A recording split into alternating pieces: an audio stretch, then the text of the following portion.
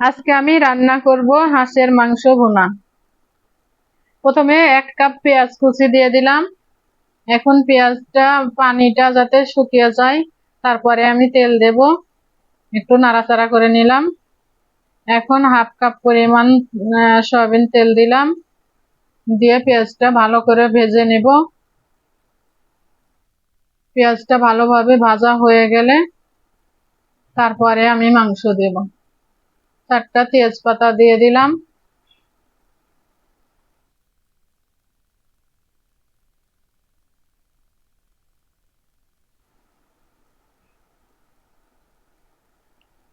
পেঁয়াজটা ভালো মতো ভাজা হয়ে গেছে। এখন আমি আদা বাটা 2 চামচ দিলাম।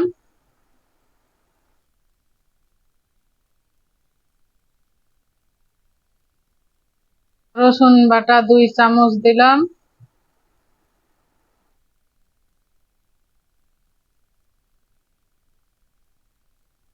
গরম মশলা বাটা 1 চামচ।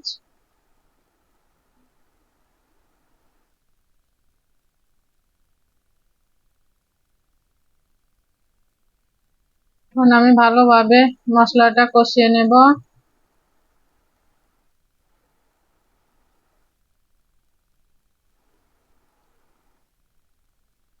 একটু পরিমাণ করে পানি দিলাম, অল্প পরিমাণে, মশলাটা যাতে পুড়ে না যায়। আবারও মশলাটা আমি ভালোভাবে কষিয়ে নেব।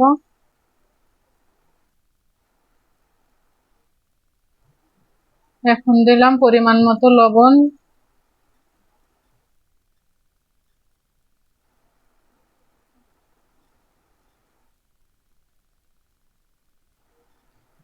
হলুদ গুঁড়া 1 চা চামচ, ধনিয়া গুঁড়া 2 চা চামচ,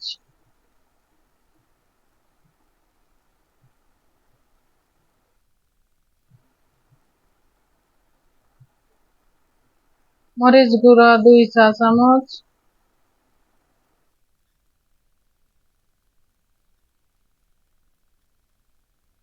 জিরা গুঁড়া 1 চা চামচ। এখন আবারও মশলাটা ভালোভাবে কষিয়ে নেব আমি।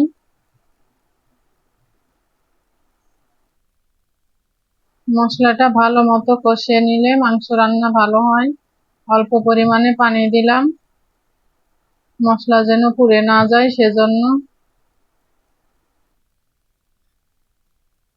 আবারও মশলাটা ভালোভাবে কষাবো অনেকক্ষণ ধরে।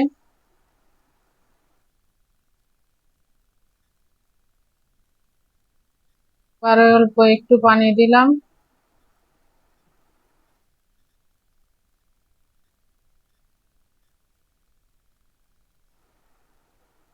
এখন আমার মশলা কষানো হয়ে গেছে। এখন আমি হাঁসের মাংস দিয়ে দেব।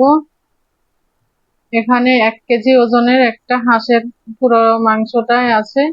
আমি সম্পূর্ণ মাংসটা এখানে দিয়ে দেব।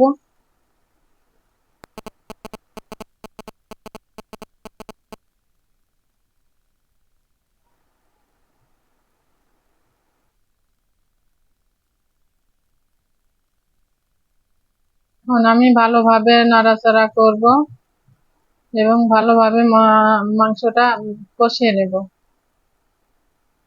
মাংসটা অনেকক্ষণ ধরে কষাতে হবে। যত ভালোভাবে মাংসটা কষানো হবে তত মাংসর স্বাদ অনেক গুণে বেড়ে যাবে। অল্প পরিমাণে একটু পানি দিলাম যেন মাংসটা তলাতে লেগে না যায়।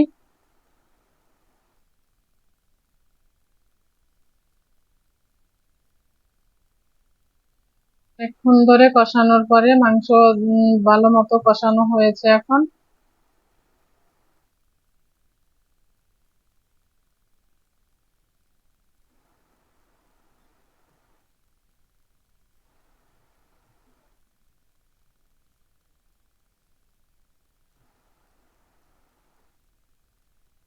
মাংস যত কষানো হবে অত মাংস ভুনাটা ভালো হবে, স্বাদ অনেক বেড়ে যাবে।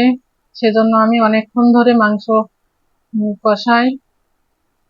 তারপরে পানি দিয়ে আমি 10 মিনিটের মতো ঢেকে দিলাম। এখন আবার ঢাকনাটা উঠিয়ে দেখি মাংস রান্না একবারে শেষ পর্যায়ে এসে গেছে।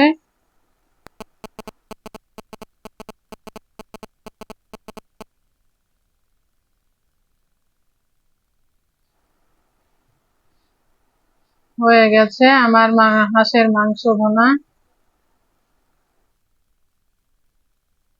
দেখতেও অনেক সুন্দর হয়েছে মাংস, খেতেও অনেক স্বাদ হবে ইনশাল্লাহ। এখন আমি পরিবেশন করব। ভিডিওটি ভালো লাগলে একটা লাইক, একটা সাবস্ক্রাইব করে পাশেই থাকবেন। পরবর্তী ভিডিওতে দেখা হবে, কথা হবে। সে পর্যন্ত সবাই ভালো থাকুন, সুস্থ থাকুন। আল্লাহ হাফিজ।